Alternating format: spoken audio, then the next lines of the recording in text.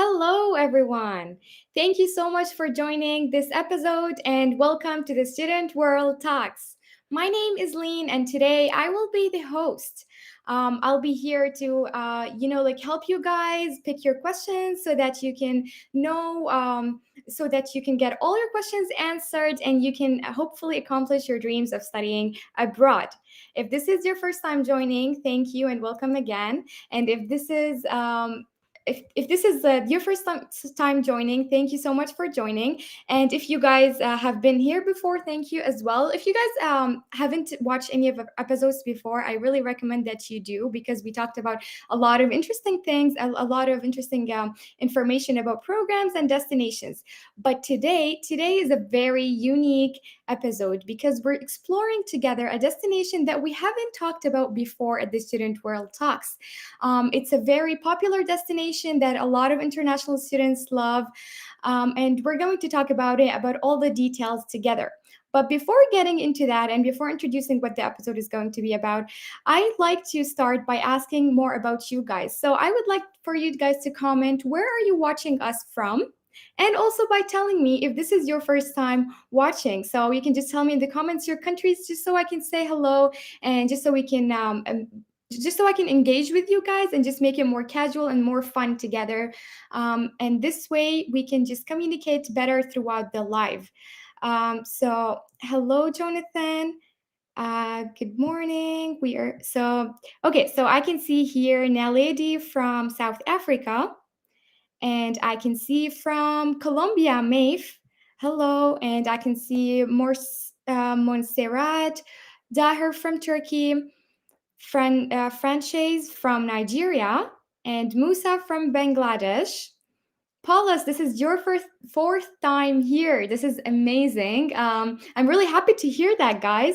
I actually recognize your name, and I recognize a lot of you guys' names, so that's really good to have you back. And it's good to know that we're benefiting you and giving you good information that can make you accomplish your dreams. So, from Bolivia, from Mexico, Elinas, and we also have Angel from South Africa.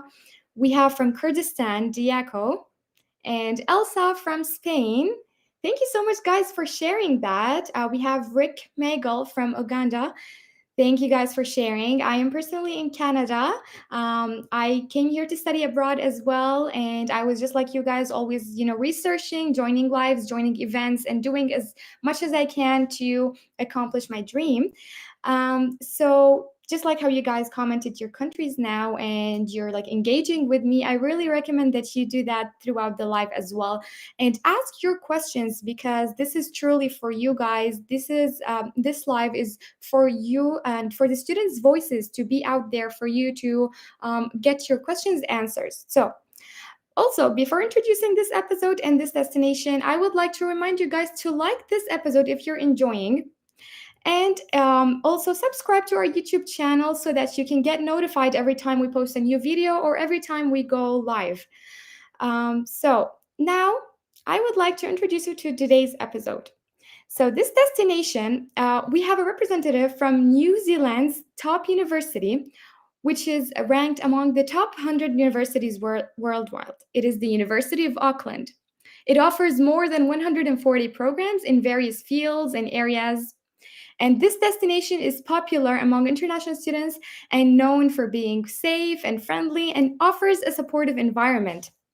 We're going to learn all about the student life, including the cost of living, accommodation, and anything that you need to know. Just tell us in the comments what you need to know about living in New Zealand and studying there, and we will be more than happy to answer your question.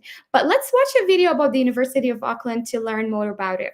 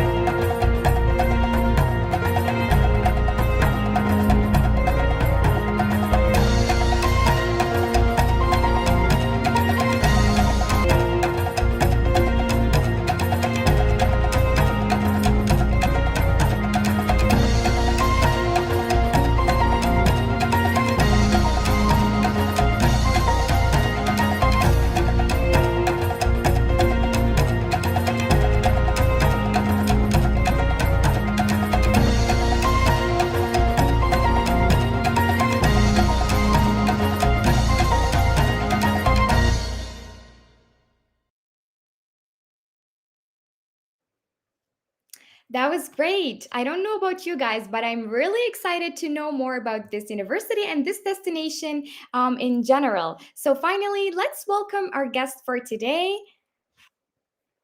We have Marcelo. Hello, Marcelo. Thank you so much for being here. Kia ora, Lynn. Hello, everybody. I should say kia ora is how we say hello in Te Reo Māori, which is one of the official languages of New Zealand. And that's why I'm saying kia ora, everybody. It's lovely to be here.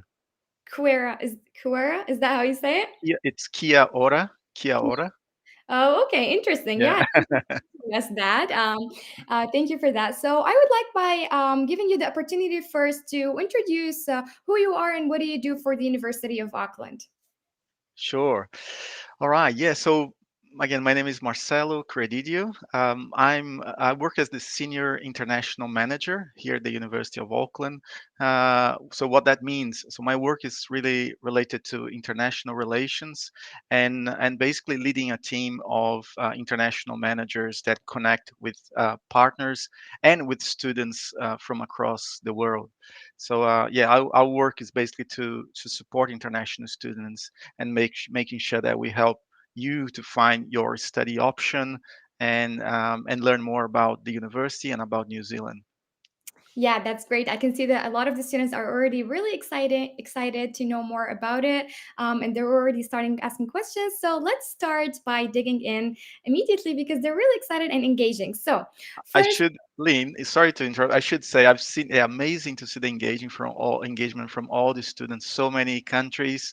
Yeah, it's really exciting to be here with you guys. And I should say that I personally, originally from Brazil. I'm a New Zealander and a Brazilian, based in New Zealand for 10 years. So I was an international student once, and I studied in different countries, including New Zealand. So I totally understand what you are after, and you're thinking of, finding a new opportunity or finding a place, an exciting place to study. So I'll try to share today with you not just obviously my knowledge about the university and about New Zealand, but also eventually some personal experience as well. Probably that will be helpful. Sorry to interrupt. I just forgot to mention that, which is good for everyone to know. yeah, definitely. Definitely. That's really interesting to know that you also were an international student, and it would be really interesting for you to share your own perspective as well, and experience. So first, can you just give a brief summary about who is the University of Auckland, and also mention some of the unique qualities about this university? Absolutely, yeah. So, as you mentioned, and you guys saw on the video, so University of Auckland is the leading university in New Zealand. When we say leading, when you compare universities, you may have heard about rankings and global rankings. So Auckland is the highest ranked university in New Zealand in many of the important rankings like QS World University rankings, like the Times Higher Education rankings. So, for instance, in the latest QS ranking, we are ranked 85th in the world, and that's why we say we are top 100 university. But for students, I think this is a number, is a fact that you find on the website and in different places. But what is important? Why that is important to you? I think making a decision to study abroad, to do your bachelor or a master's degree abroad, is a big decision.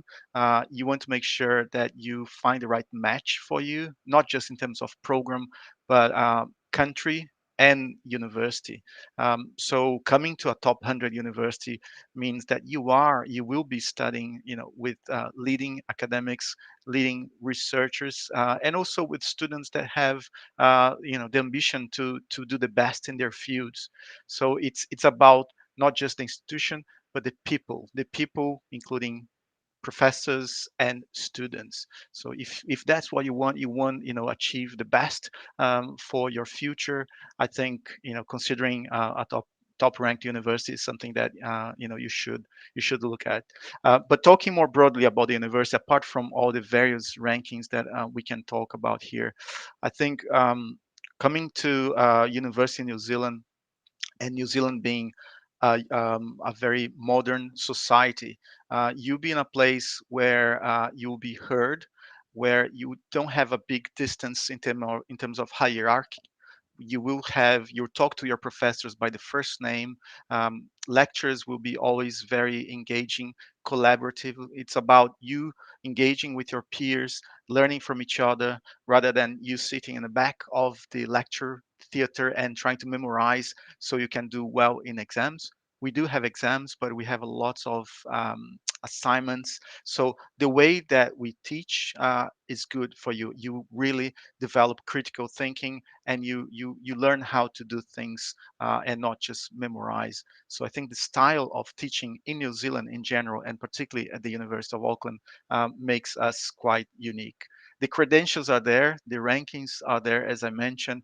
We have also a very important ranking, which is the Times Higher Education University Impact Rankings. This ranking is about sustainability and how universities contribute to achieve the United Nations Sustainable Development Goals, those 17 goals. So this ranking was created in 2019, and the University of Auckland has been ranked number one in this ranking for the past 2 years. And the latest ranking, we are still in the top 10. So hundreds of universities are part of that ranking, and I think being in the top 10 of the ranking shows how we care about the environment, how we care about sustainability, and what you as a student can come and learn to be, a better citizen and to make the world a better place. I'll stop you here, Lynn. That was great. Thank you so much for sharing that and for talking about the learning style and how supportive the environment really is there, because that gives reassurance to international students. So the next question is, and as you said, this is a really major and very important decision that they have to make. So why should students choose New Zealand as a study abroad destination?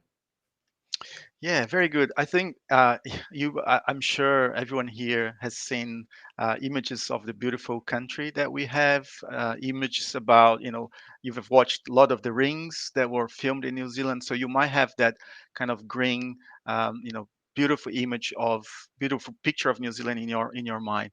But New Zealand is a lot more than that. And living in this country for 10 years and obviously raising my family here, what I can say is that it's a country really rich in values. And I think the values of the New Zealand society are, you can see this through also some global rankings, but honesty, transparency.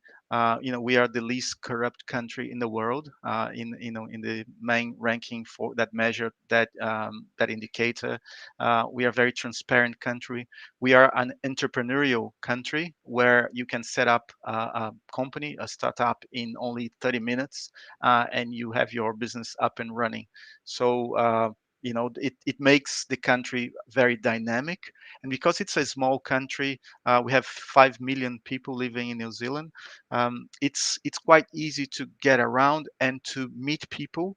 So I mentioned earlier about how the society is more like a flat structure. So you don't have many levels of hierarchy. And what that means is that if there's something that you don't agree and you need to voice your thinking and your ideas as a citizen, you can reach out to politicians, which is something that in some countries is like unimaginable. But you can meet a prime minister or one of the ministers on an elevator, and they will chat with you. They won't be full of bodyguards, and keeping that distance. So it's a very, very democratic society. So even if you're coming just to study, some students come to study and they plan to stay on and work after studying. Some decide to stay in New Zealand, and there are immigration pathways for that. But most importantly, having that experience in New Zealand and learning from this modern society, I think it's something that you can take home, and bring those learnings to wherever you go, and that becomes part of your values as well. So I think more than beautiful place, a modern society, and a developed country with fantastic universities and a booming economy. I think apart from that, the values make New Zealand quite unique, and I would choose again. Yeah, that was really beautiful to hear that. Thank you so much. And we're going We're going to talk more about this amazing country and more about the student life there. But first, let's start by talking about the programs and just more about the University of Auckland. So, what are the study options for international students at the University of Auckland in terms of like levels? Do you have like masters, undergraduates, and just like maybe list them for the students? Sure, yes. And I saw some students asking, can I study there as an international student? And absolutely. The University of Auckland has, at the moment, we have 42,000 students. And just to give you an idea, 8,000 of those students are international students coming from over 120 countries. So we are a very international university. And surely you'll be welcome to come and study. So yes, we do accept international students. But in terms of programs, we are, as I mentioned, the largest university, a very comprehensive university. So we pretty much teach, most of the subjects that students will be interested. I think the there's one particular that we don't teach, which is dentistry or odontology. So that this is something that we don't do, and vet science. Apart from that, from medicine, nursing, we have 8 faculties, and I think that gives you an idea of the type of program. So we have the Faculty of Arts, where you will see all the social, the liberal arts, and the social science, including international relations, politics, but also sociology, geography, and that kind of thing. Um, we have the Faculty of Business and Economics, which is our business school, where you find all the different subjects like accounting, finance, management, marketing, international business, economics, and so on and so forth. We have the Faculty of Creative Arts and Industries, where you have architecture, urban planning, fine arts, music, design, and that kind of subjects. The Faculty of Education and Social Work, where, as the name says, you have all the education degrees, teaching, but also counseling and social work. So yeah, again, abroad and education, I should say, we are.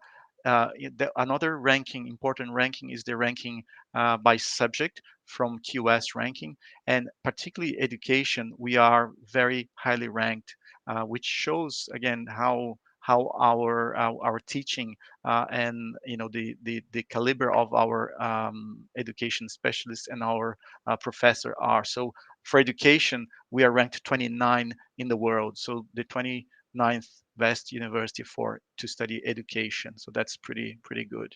Um, Back to the faculties, I should say, Faculty of Engineering, where you find over 16 different specializations. So civil engineering, structural, mechanical, energy. So energy is an important area as well. So renewable energy, software engineering, robotics, and that are all the main subjects under engineering. The Faculty of Law, where you can study international law, human rights, commercial law, environmental law, and obviously the typical undergraduate degree in law, the LLB. um, Faculty of Medical and Health Science, where medicine, public health, nursing, biomedical science, all that is under this faculty. And finally, the Faculty of Science. The Faculty of Science is the largest faculty, where you will find subjects like statistics, chemistry, environmental science, and also computer science, data science, and all the high tech subjects. So as you can see, it's very broad. So it's probably easier to ask what we don't have. Oh, we don't have physiotherapy. We don't have tourism. So there are exceptions, but we do have many programs and areas to study. Yeah, that was yeah a lot of options. Thank you so much for mentioning all of that, and it really is comprehensive. And I think you just mentioned that you don't have tourism because there was a question from Angela asking about tourism management. That's right. Yeah. So tourism management, we don't have. We do have general management and business administration. But yeah, if you're looking at tourism, there are other reputable universities and institutes in New Zealand that you can find tourism, just not with the University of Auckland. Thank you. And there's a question from Rami asking, I'm interested in data analytics. I recently finished Google Data Analytics certificate. Yes, right. So Rami, thank you for the question. So depending on what you have, so from what you're saying, from the certificates, the Google certificates that you've done, you might have done this after your high school. So if you don't have a bachelor degree yet, you could come for the Bachelor of Science in computer science or in data science, and there you will specialize. You can go further on your studies. Obviously, the Google certificate are very applied and specific to the tools. Very good certificate. But if you want to expand and go further, you could come for a Bachelor of Science in data science or computer science. If you have done a bachelor degree already and you want to study a master's degree, then you could study a master in data science, or you could do eventually, if you want to go more for the IT area, you could go for a Master of Information Technology. So yeah, there will be plenty of areas to specialize, Remy. Great. And there's a question also from Kevin asking, does the university admit Africans at all? Yes, absolutely, Kevin. We do have some quite a few students from African countries. Absolutely. So we will welcome your application once you decide what you'd like to study. I should say for different countries, and obviously the amazing mix that we have in this live is fantastic.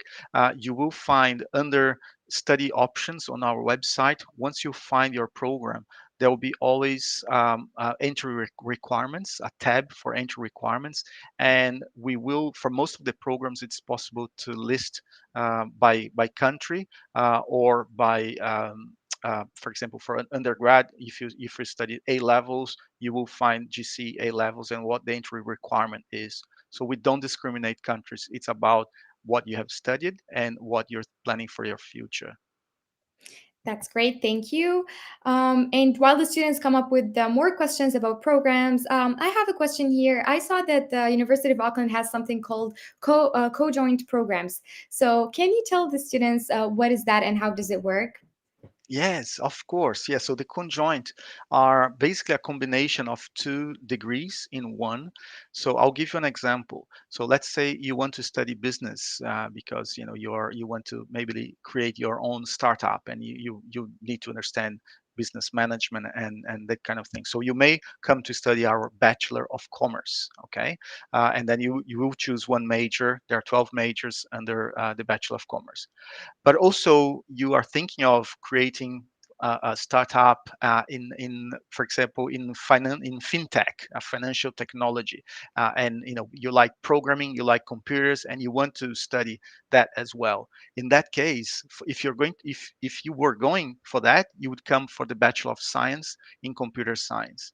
Now, should you study the two degrees, so 3 years of BCom and 3 years of BSc? Well, that is a 3 years a long program. So there's a way to combine those two in one, and that is the conjoint degree. So you can do a conjoint in BCom with BSc, with the Bachelor of Science, and instead of studying 6 years, you study 4 years. So it will be always the duration of the longest degree. So in this case, both are 3 years. So 3 years plus 1 year. So in 4 years, you basically can graduate with a BCom and a Bachelor of Science, Computer Science, and then basically you have everything you need to create that startup in this example.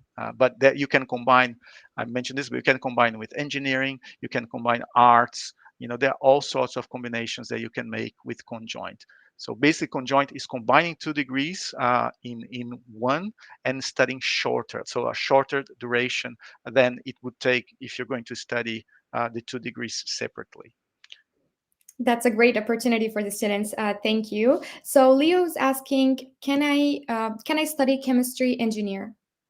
Yes, absolutely. So again, it depends on your level of study, but chemical engineering is something that you can study both at undergraduate level through the Bachelor of Engineering Honors, which is a 4-year degree, Or if you've done that already in your bachelor's and you want to come for a master's, then you can come for the Master of Engineering Studies and choose chemical engineering, chemical and materials engineering as your specialization. If you're going for masters, I should say, whenever you're thinking of studying a master's, one thing that you need to consider is if what you want is what we call a taught master or a coursework master's, which focus on upskilling you for the basically for your career in that particular field, or if you want a research master's, which is obviously undertaking research and eventually preparing you for a doctoral or for a PhD in the future. So if you want a research master's, there is a research, in this case for chemical, it will be Master of Engineering in chemical engineering. Or, but if you're coming for, for a professional master's, then is the Master of Engineering Studies in chemical and materials engineering, as an example. Yeah, and as you're talking about masters as well, Safa has a question.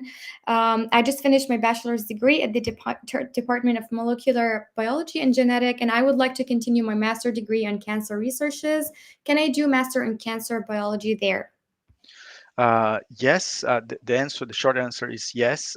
You will. So with the masters, in this case, you're likely to study a Master of Science. So Master of Science is the research track masters for areas like molecular biology and genetics. Because we have the Faculty of Medical and Health Science and the Faculty of Science, depending on how you go by for your specialization, in your masters, you might come for the Master of Science, or you might go and find a supervisor in the Faculty of Medical and Health Science. But in any way, you will be able to study, in cancer biology or oncology in our university. Great.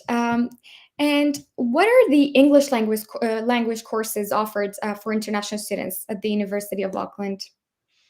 Yeah, good question, Lee. We have the English Language Academy, the ELA. This is the university own English language school, obviously preparing students for to study at the university.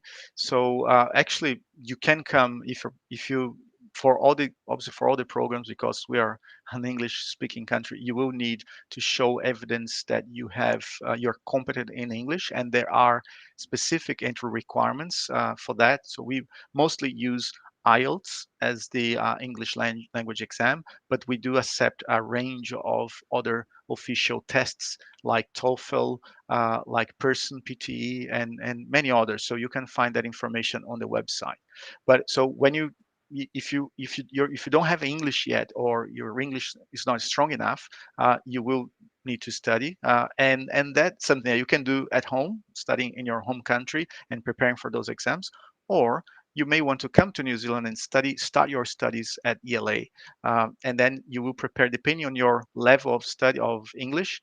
You may come first for a general English course, and then you may move on to academic English, which will provide you a pathway to the degree of your choice. So it really depends on what your goals are and what is your current English level. But you can come with no English and study at ELA, or if you have good English and you just need to be accepted and meet requirements, you can come for academic preparation. ELA is a fantastic school. The team there is very friendly. I work closely with them, and they'll be more than happy to welcome students there. Yeah, that's great. Thank you. So there's a question from Nick asking, do you have a business faculty? Yes, yes. So you will remind that I mentioned the Faculty of Business and Economics, and that is we also called our business school. So the University of Auckland Business School, and it is a very reputable business school. It's a Triple Crown accredited business school. So if you're familiar with the leading international business schools, you'll find that there are some specific accreditations that the top business schools will have, and there are three main accreditations, which are AMBA, EQUIS, and AACSB. Many business schools will have one or two of these accreditations, and only few will have three of them. We have the three main accreditations, and that's what we call a triple crown accredited business school. So yeah, leading business school in New Zealand. All the subjects that you will think of, we teach there in business, and many of them are ranked in the top 50 in the world as well. So yeah, fantastic business school. Great, thank you. And also, there are two questions asking about the medicine school and what are the requirements to attend there? All right. So for medicine, it's a good question. It's one that I get often. Medicine being a very competitive program, and just to give you an idea, in New Zealand there are only two universities offering medicine as a program as a bachelor degree. So it is competitive, and we have huge demand from domestic students as well. Um, so if you're planning to study medicine, the pathway would be you cannot get directly into medicine. You need to come first for the Bachelor of Health Science or the Bachelor of Bioscience. Sorry, yeah, so there are two pathways for that.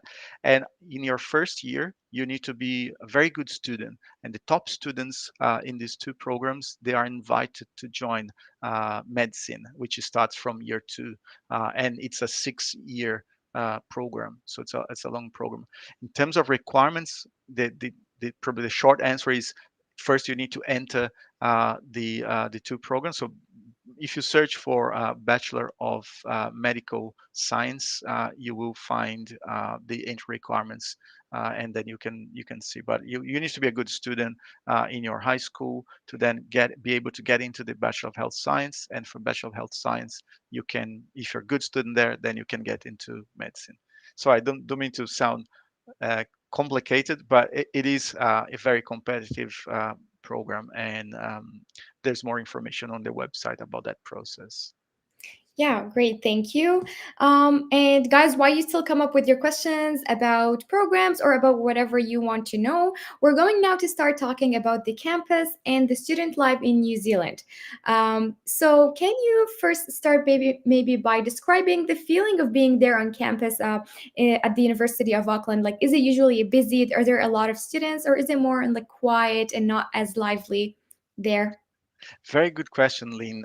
Yeah, the atmosphere is really amazing. Obviously, I work on the campus, and yeah, there we go. There's a photo of the city of Auckland that you can see. So Auckland is the largest city in New Zealand. We have 1.5 million people living in Auckland, and in this image you can see the city center. So the Auckland is by all means it's a a coast, a city that is based on a harbor. You can see the water crossing there. It's a beautiful harbor. But about the university, the campus is really in the city, so you're basically 15 minutes walk from the center of the city center. If you can see in the on the screen a big tower, that tower is called Sky Tower. And from the center of the campus is within the white lines that you can see there. So from the center of the campus to the Sky Tower, it takes only 15 minutes walk. So at the same time, you are in a lovely campus, lots of trees, parks, and very modern facilities. But at the same time, you can basically walk and you have everything, all the facilities from the New Zealand's largest city. So yeah, it's pretty good for students. International students, they often stay on campus. We have accommodation on campus, and that makes their lives a lot convenient. So they can stay in one of the residence. We have about 18 residential buildings on campus, and again, all walking distance to their lectures, to their faculties. So it's pretty convenient. It's optional, obviously. You don't need to stay on campus because we are so close to the city, and you see the buildings in the surroundings. Some students, they go flatting, they share apartments, and some live in the suburbs outside of the city center if they want a more relaxed and slow paced lifestyle. So there are options, and I think accommodation. I mentioned accommodation because it is a very important topic.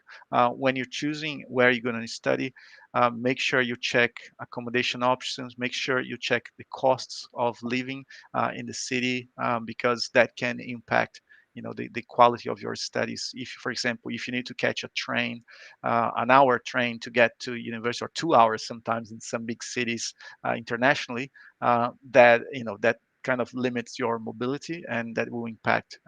Here, as I said, you can stay on campus, only walk or bike. You can live in the city in apartment buildings sharing with other students, or you can live in the suburbs.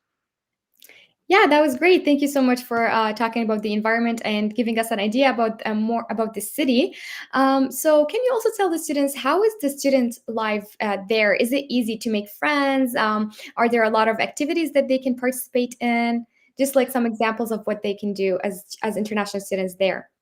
Yes, absolutely. So I think what is exciting about Auckland, about the University of Auckland, is as I mentioned before, we have a large international student community. So about 8,000 international students studying in our university, and in total 42,000. So that makes us, a big community as international, but also as a University of Auckland student. So because the university is the top university in the country, wherever you go, when you say that you are a Uni of Auckland student, people, will be interested in what you're studying. You're probably very smart, and they will have lots of questions, and that is already a way to engage, by showing the community that you're part of. But within the campus and in the student life, one thing that I find really special is that the university has over 200 clubs and societies. These clubs and societies, they are run by students. So basically, for any sport that you like, there will be a club for that sport. So sailing, rugby, tennis, football. If you're from Latin America and you like football, you're like soccer, you'll be very popular at the university because everyone think that Latin Americans are great at football. Um, French will do well as well, but you'll be definitely popular in that sport. But also, if you like less popular, activities that you may find, oh, really, poetry. Yes, there is a club for poetry. Scuba diving, um, um, stand up paddle, all sorts of sports clubs. So sports play a very important role in Kiwis' lives. Kiwis are so. I'm a Kiwi, so New Zealanders are friendly called Kiwis, right? So Kiwis love sports, and it's a great way to connect and make friends through sports. But when I said clubs and societies, the societies also congregate people with special interests. For example, we have a society based on is the youth chapter for the United Nations. So if you are moved by, global matters, like for example, what's happening right now in the world, like, so if this is something that you want to connect, you want to be part of, and you want to discuss and learn, you can be part of the youth chapter of the United Nations, which is based in New Zealand. It's based at the University of Auckland. So yeah, again, all sorts of clubs, and my advice is this is the first step. So to socialize, of course, meet colleagues from your classroom, make friends from your program, but then go beyond and join a club. The first week of study, so in every semester, in the first week, we have the clubs and societies fair, big fair on campus. Every club has a booth, and basically campus becomes a big exhibition of clubs, and that's when you can meet them, meet the leaders, meet who run the clubs, and sign up. It's all free, by the way. You don't pay anything to join the clubs. Wow, yeah, that really sounds amazing. It sounds like such a connected community, and really, there's a strong sense of community there. So that sounds really nice for the students. So, what are some of the places that they must visit when they're there? Maybe like in the weekend, or just like any day when they're with their friends. Yeah, obviously, yeah. I mean, the outdoors, as we call in New Zealand, so that the basically connecting with the nature, the beaches, because New Zealand is basically formed by a group of islands. The ocean is a big part of our lives. So by instance, for example, I mentioned sailing, but also waka ama, and all the pedaling, so water sports. It's something that in Auckland is very important. So if you're interested in that, there will be things that surely on the weekends you will want to do that. If you like surfing, we have the Auckland is based on the North Island, so you always have on the east coast you have the Pacific, so calm waters, but on the west side you have the Tasman Sea. So that is where is the sea that separates New Zealand from Australia, right? The Tasman Sea, often you have big waves, so big surfing for surfers that they are here in the call. So it's fantastic to go surfing on the weekends. But in general, Lynn, it's really about having some time out, going and exploring the amazing country that we have. Um, and obviously at night, students, well, obviously we have a young population, big young population, and as I mentioned, 42,000 students. What do they do on the weekends and the evenings? Yes, of course they go party and bars, and there's lots of things to do in the biggest city of New Zealand. That sounds very fun. Thank you so much for sharing that, and for sharing this amazing picture as well. So there's a question from Muhammad asking, can we stay in New Zealand to work after finishing studying? Oh, great question, Mohammed. It is again another important topic for international students, not just for postgraduate students, but undergraduate as well. And the good news is that the current legislation in New Zealand allow international students to stay on. So once you graduate from a bachelor or from a master's degree, you can stay for another 3 years on a post-study work visa, and then work for any employer that you like, that is not attached to a particular employment. You finish your degree, you basically change your visa to a post-study work visa, and then you can stay and work. And that's what most of the international students do, in fact. So it is a great way to, you've studied a great degree, you worked hard on your degree, and you're graduating. That is a very valuable achievement for New Zealand. New Zealand has a very low unemployment rate. At the moment, is around 4%, so it's pretty low. And we do have demand for skilled professionals. And obviously, coming from New Zealand's leading university, your degree will be very valuable. And there are opportunities. Of course, opportunities vary across different fields. But just to give an example, in IT, for example, if you go now to the job boards online, to the websites where you can search for jobs, there will be hundreds or thousands of jobs in IT, be that as a business analyst or as a project manager. We have a very vibrant IT industry, so there will be lots of work in that field, but across many areas. That I'm just giving an example, so you understand. Yeah, that's really great to know. It's such a great opportunity for the students. And what about like while studying? Can students work while studying? Yes, they can. Yes. So university students, they can study part-time during this semester. So you can study up to 20 hours per week. Okay. We say part-time is 20 hours per week, during the week and during the semester. And on university holidays, university break, then you can work full-time. Just to give you an idea, so the semesters in New Zealand are at the university are from basically from February up to June, and then from mid-July up to November. And then we have a summer break from mid-November, end of November, up until February again. So during those breaks, students can work 40 hours per week. So, which is great. Again, you may find work and work on projects with organizations. You may decide to go for internships, which is a great way to build your network and connect with an existing employer that may be your first employer once you graduate. So that is one of the strategies that students find useful. But also, you may just, if you want to just get some extra cash, so you can travel after you finish or during your holidays.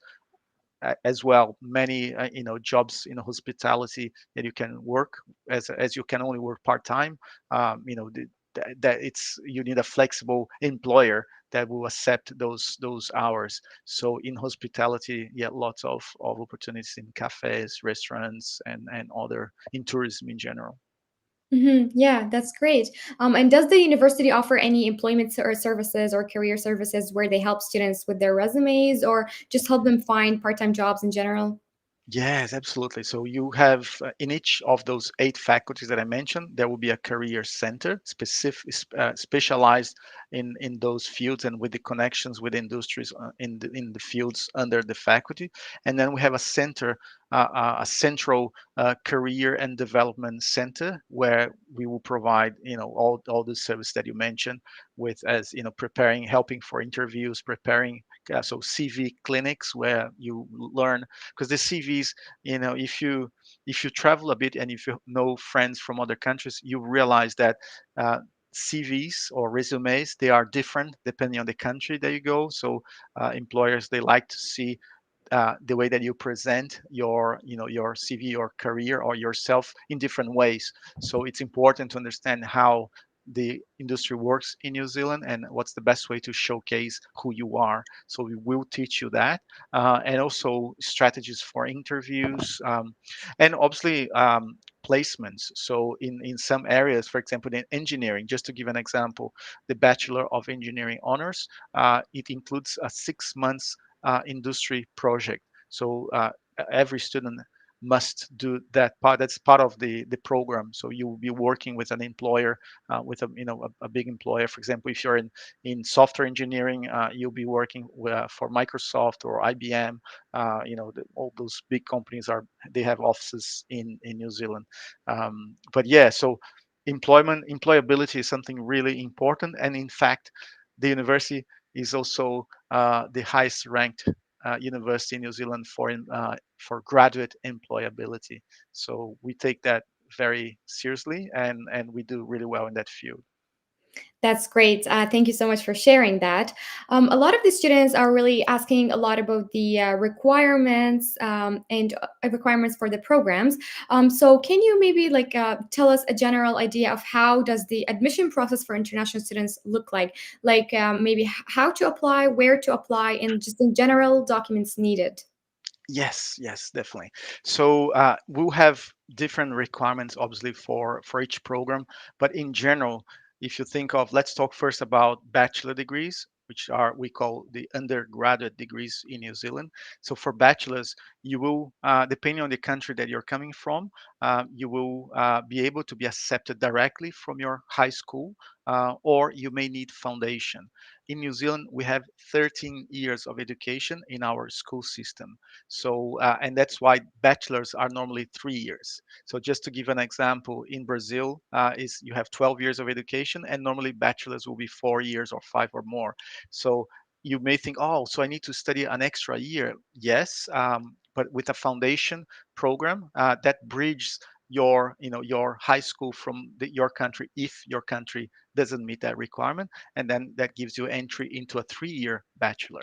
Okay, so again, just summarizing, depending on your country and where you studied, you may be able to get directly into the university, or you may need foundation. You have to check that on the program page, and we can talk about that too. For And then it's always about your grades, so the final results from your high school, and your English language. So if you're not coming from an English-speaking country like Canada, US, UK, you will need to show evidence of English language, which will be an IELTS academic certificate or a TOEFL, one of these major English language tests. And to give you also an idea in terms of what in level of English for bachelor, for most of the bachelors, the requirement will be English language an IELTS 6 with no band score below 5.5. So if you're not familiar with IELTS, you probably are not understanding what I'm saying here. But you can search up a bit about IELTS, and then you can see what an IELTS 6 means in terms of proficiency. There's a way to, they describe what level of competency is IELTS 6. For master's degree, now moving to postgraduate. For master's degree, most of the programs will require IELTS 6.5 with no band score below 6. Some programs will have higher requirements, like if you're working in education, you need a higher English language requirement, like 7 or 7.5. So depending on what you do, but in general, most of programs 6.5 for postgrad and 6 for undergrad. Now, back to masters. For master's degree, all what we need is your bachelor degree transcripts. So when you apply for the university, you can do that online. And there's a online form that you complete and you submit all your documents. So basically, you need a form of identity, normally your passport. You need your transcripts from your bachelor degree for masters. You need your English language evidence, so IELTS certificate, and then your degree certificate. So the big diploma showing that you finished your bachelor. That's pretty much what you need.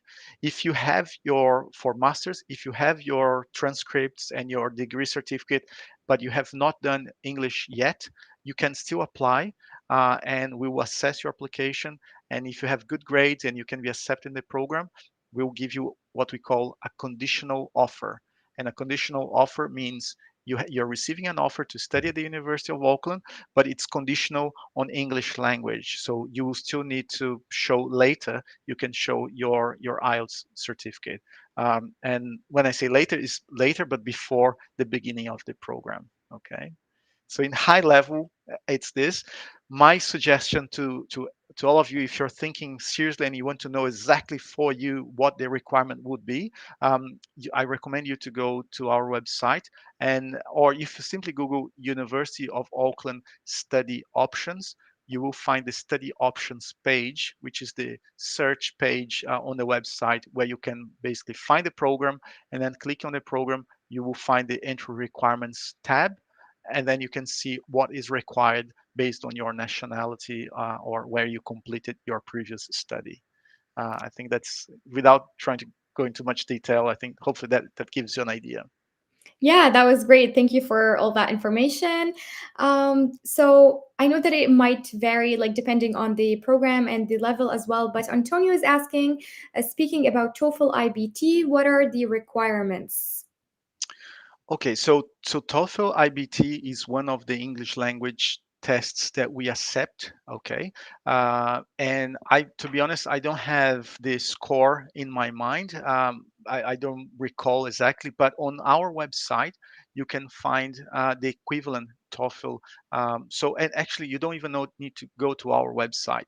If you Google IELTS and TOEFL equivalency table, it will show you a table with 6 in IELTS is X in TOEFL IBT. So it's very easy to find. There are many sources, many websites will list this for you. So I'm sorry, I don't recall, the exact score for TOEFL IBT, but you will find that very easily. So use IELTS as a reference and then search what the equivalence is. Perfect. So, and Keith is asking, can we study Masters in Business Analytics? Yes, you can. So we have this is a program in our business school, the Master of Business Analytics. You can, at the moment, we have one intake per year for this program. It's a very popular program, and the intake is in quarter 2, which is April every year. So, for instance, Lynn, I didn't mention here, but let me just pause and mention that you we have a pandemic and many countries, they close their borders, and they are, and countries like Australia, New Zealand, they are opening up this year, and they are preparing. Well, Australia is a bit more ahead, they are welcoming students, and New Zealand is preparing to accept international travelers again. So we're planning to, so the government has announced a phased opening, and by October the latest, international students will be able to get visas and come to New Zealand. We have small groups and specific groups of students that are coming right now, but basically by October every student, international student, will be able to apply for a visa and start in semester one next year. So all to say, big explanation, just to say that Master of Business Analytics, the next intake is April 2023.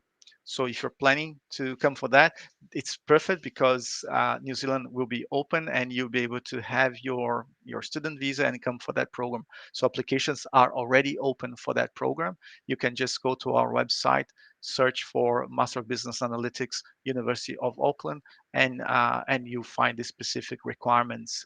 But yeah, it is a very good program. And as I said, in most of the companies in New Zealand at the moment, there's a huge demand for business analysts and for people that can navigate through different data warehouses and systems and can explain and translate that into business insights. So if that's what you're interested in, yeah, New Zealand's a place for you. Yeah, perfect. So now finally, we're going to ask the question that all the students have been asking throughout the live, which is, what are the scholarship opportunities for international students applying to University of Auckland? Yes, that's one that I get often, and I'm very happy to say that Auckland, the University of Auckland, is a very generous university in terms of scholarships. So we provide every year $15 million of scholarships to international students. So this is fantastic, and if you look around, not many universities are able to offer that level of scholarship. These are scholarships funded by the university. There are other 30 third party sources that in some countries, for example, if you're from Colombia, there will be Col Futuro that you can apply for, and have a scholarship loan. If you're from Germany, there will be the DAAD and funding. So there are government funding from depending on the country that you come from, but from the university funded, we have this large sum of $15 million of scholarships, um, all dedicated to international students. The main scholarship that we have is called the University of Auckland International Student Excellence Scholarship. This is the largest scholarship, meaning we award the largest number of scholarships, about 50 of those scholarships for in each for each cohort. So it's awarded twice a year. Right now, this scholarship is open for applications. But then again, in semester two, we have again that open. And normally that scholarship will be about $10,000 scholarship. So instead of being a full scholarship, is a partial scholarship, so that we can spread and distribute more scholarships. And a key information here is you ask, what do I need to get a scholarship? All the scholarships at the University of Auckland for international students, they are based on merit, academic merit. So it's all about how well you performed in your previous studies. If you're coming for a bachelor, so how well you performed in your school, in your high school. And if you're coming from masters, then it's about your grades in your undergrad. So it's all about merit. It's not about being specific. Oh, we this student deserves more than that. It's about what you show as a student. Okay, and our colleagues at the Student World shared the link. Thank you for that, Carla. The link for the Find a Scholarship. On this link, you can find not just the scholarship that I mentioned, but a range of other scholarships. The one that I mentioned is just one, but depending on where you're coming from, the faculty that you're going to study, and the level of study, if it's for postgrad or undergrad, there will be other scholarships from the University of Auckland that you can apply for. So I invite you to explore that page. Yeah, perfect. Thank you so much. So, guys, that was it for. Okay, maybe we can take one more question before we end this live. So Rebecca is asking, if we already have a master's degree, can we apply for another master's program at University of Auckland? Yes, thank you, Rebecca, for the last question. Absolutely. So you can study another master's as long as it's not on the same field. So, for example, if you've done a Master of Management somewhere and you want to do a Master of Management again, you cannot do it. But if you've done, let's say you are coming from science and you've done Master of Science in molecular biology, and now you want to become an entrepreneur and you want to start a master in innovation and entrepreneurship, then yes, you can. So as long as it's not on the same field, then you can, no problem. Great. Marcelo, thank you so much for giving the students all this great information and details about the programs, about the university, and also about New Zealand in general.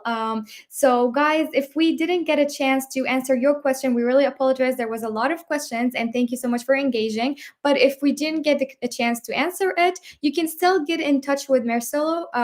And the contact information is on screen and it's there on screen. Mhm. And if you guys have more questions, you can ask there, and hopefully you will get your answers soon. So Marcelo, would you like to give the students any last advice or words about studying in New Zealand? Yes, yes. I just want to say thank you guys for staying with us for this hour. For those who watch this session after the recording, fantastic. Yeah, so I'm glad you made it to the page and you're watching here.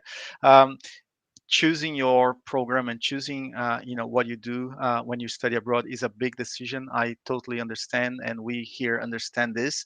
So make sure you do your research, and make sure that you go and open your mind, consider destinations like New Zealand. Quite often you see students going to one specific destination. They are good, but there are other interesting destinations like New Zealand. So consider us, consider the University of Auckland, and we'll be really happy to have you here. Thank you, Lynn. Thank you everybody for having us. Great advice, Marcelo. Thank you so much once again, and we really hope to see you again soon at the Student World Talks. So, thank you for that. And, guys, thank you once again for joining today's live episode. You guys were really engaging and you really asked great questions to Marcelo. I hope that you benefited from this live, and I hope that you keep joining us also to our next lives every Tuesday. So, I just want to remind you guys that we do have an Instagram page called The Student World, where we always post their updates about lives like this one, or about universities, about programs, or just information about studying abroad in general. You can follow us there, you can like, you can comment what you would like to see for the next episodes as well, and you can just tell us whatever you want and whatever feedback that you want to give us there on our Instagram page. So, once again, thank you so much for joining today, and I hope to see you soon again in the future episodes. Thank you so much, guys, and goodbye.